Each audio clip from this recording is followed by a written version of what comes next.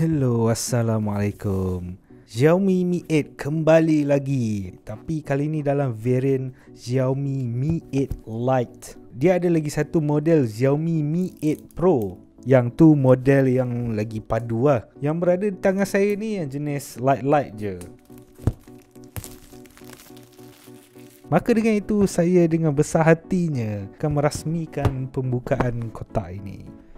Oh yeah.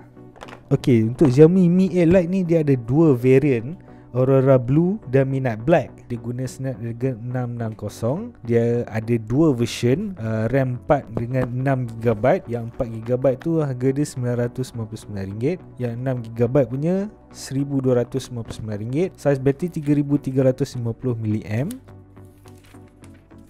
Lepas tu dia ada port pengecasan Type-C. So dia support Quick Charge 3.0. Ok, so display dia 6.26 inci Full HD dengan lapisan Corning Gorilla Glass 5. And then dia ada takuk.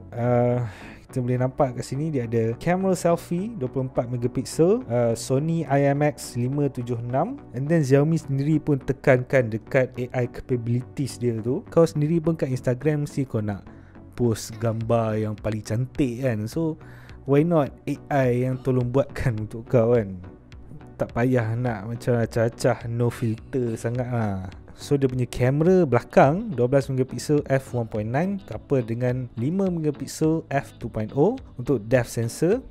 Sony IMX576. So basically Xiaomi Mi 8 Lite ni dia saing-saing dengan Xiaomi Mi A2 lah kan, dalam kumpulan kelas pertengahan bawah RM1,000 tu kan. Kemudian challenger lain macam Honor 8X, Nova 3i. Ada pencabar terbaru Realme 2 Pro, lain macam juga tau. So model yang kita ada ni Midnight Black. Sebenarnya saya expect dapat model Aurora Blue tu. Basically nampak macam diorang macam nak follow trend Huawei, Oppo, Vivo kan. Macam phone yang merelip-relip, macam liklak-liklak macam tu. Alright, so nantikan review penuh Xiaomi Mi 8 Lite dalam segmen review seterusnya. So, alright, ciao.